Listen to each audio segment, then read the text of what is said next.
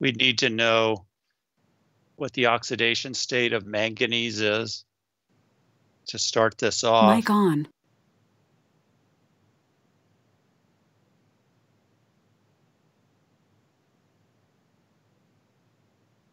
Okay. Looks like then there could only be one answer correct here with 3. If we only have 3 electrons to deal with, that'd be C. So let's see. Oops, the answer is D. There must not be 3. There must be 4 valence electrons.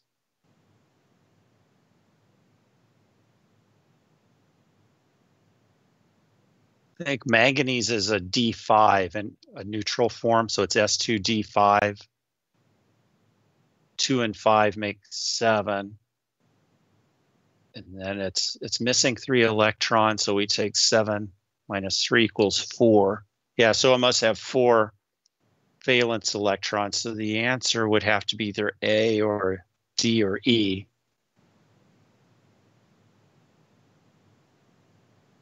And it says it's a strong field ligand, which says that the energy levels must be far apart. It looks like, yeah, if they're far apart, that would be a low spin case like this, like D. A and E are both small delta, but D is large delta.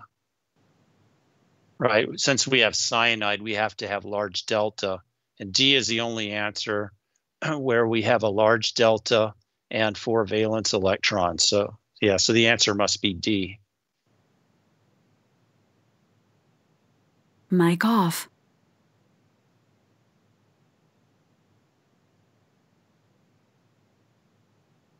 Okay, how about this one? Which complex should be expected to absorb the highest energy light?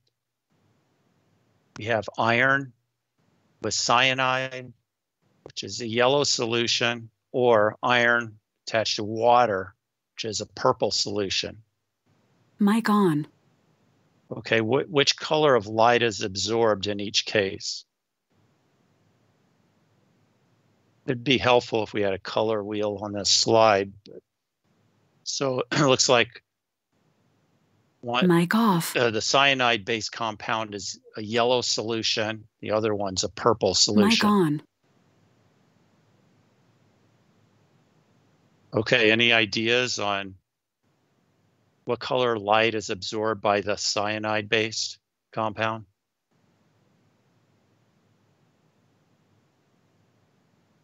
Okay, yeah, that makes sense. Yeah, it sounds right.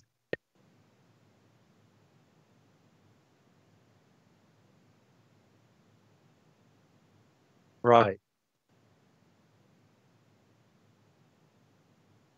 Okay, that makes sense.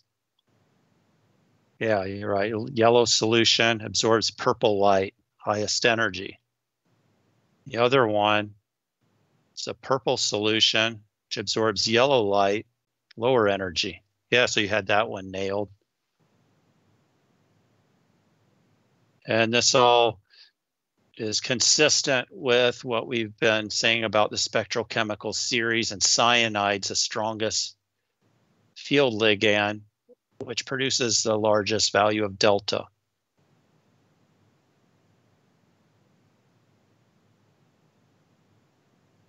Okay, how about this one? We have a complex, cobalt attached to 6 ligands is red, while cobalt attached to a different 6 ligands is green. Which ligand, A or B, produces the largest delta?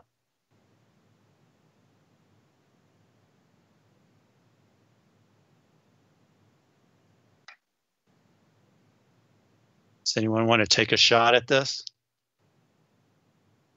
Mic on.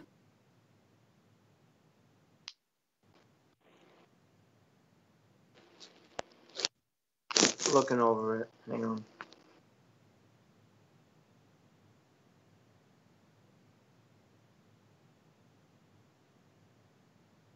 Right.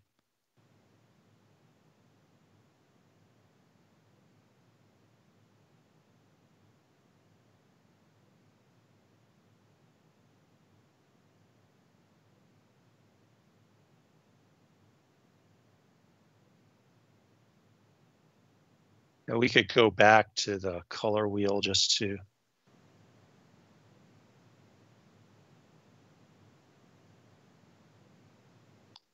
Yeah, here's the color wheel.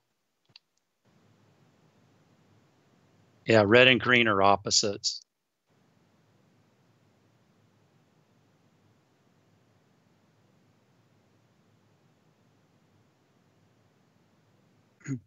Right.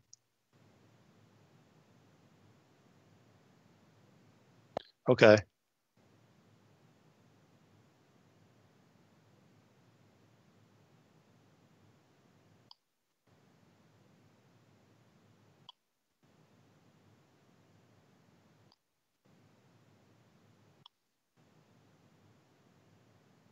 Okay, here's where we were at. Yeah, we're comparing a red solution to a green solution.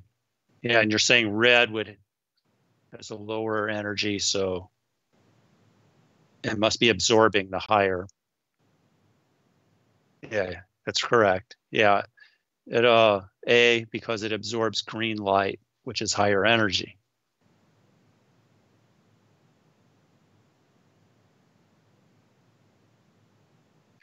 Okay, now this is more of like a summary or review of what we've gone over already. It's a same concepts, just written down differently. These are from the Jesperson textbook. So this summarizes a square planar sets of orbitals. Mic off. And it's here on the left, we have the free ion. All 5D orbitals have the same energy. And then right here, we have an octahedron, which has a set of 3 at the bottom and the set of 2 above it. And they have a little picture of an octahedron there. And then as we take the ligands that are on the top and bottom and pull them apart, you could see how the orbitals split and change till we finally basically yank the 2 totally off, and all we're left with is a square. And then we have the square planar orbitals. It's a set of 2 at the bottom and then 3 individual levels above it, all at different energies. So it's how we get a set of 2 levels for an octahedron to split into 4 separate levels for a square planar.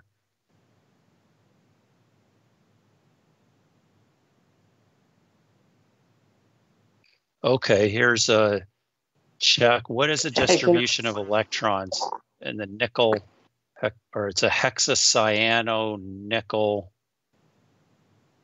let's see, 4+ ion?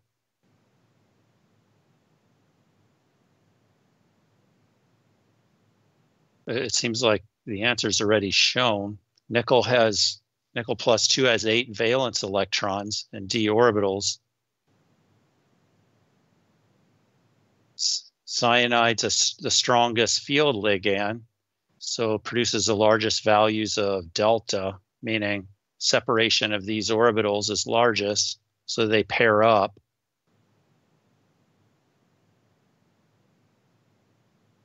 So anyway, so that's how they arrived at the diagram on the right.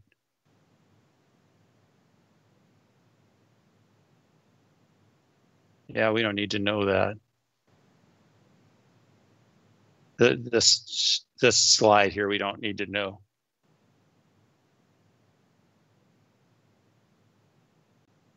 Unless you really want to.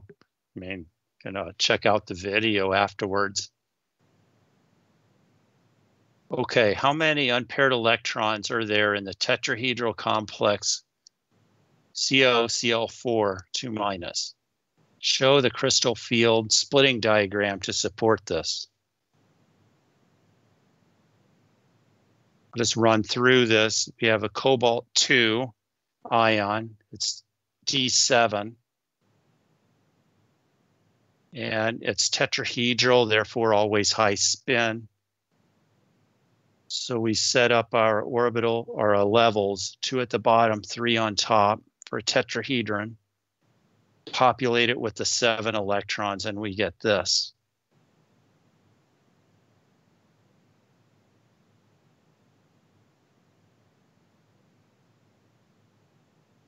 Not sure how we're doing on time here. Let's see.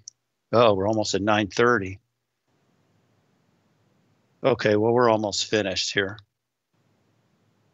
Okay, so we have nickel attached to 2 cyanides and 2 bromides. It's diamagnetic and red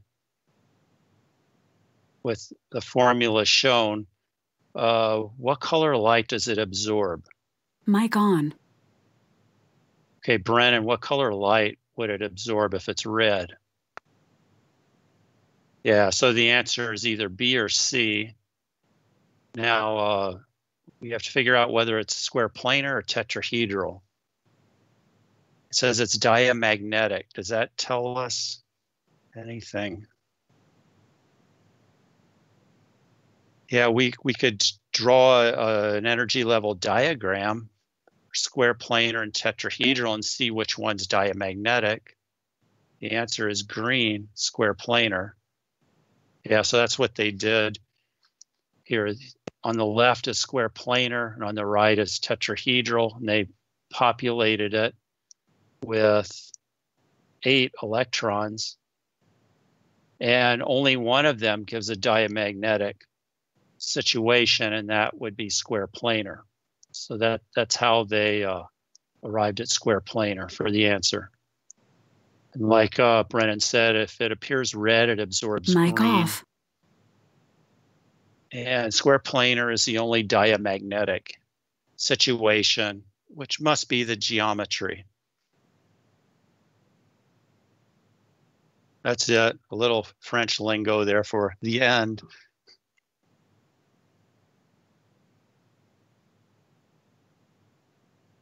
Okay, let me stop the recording.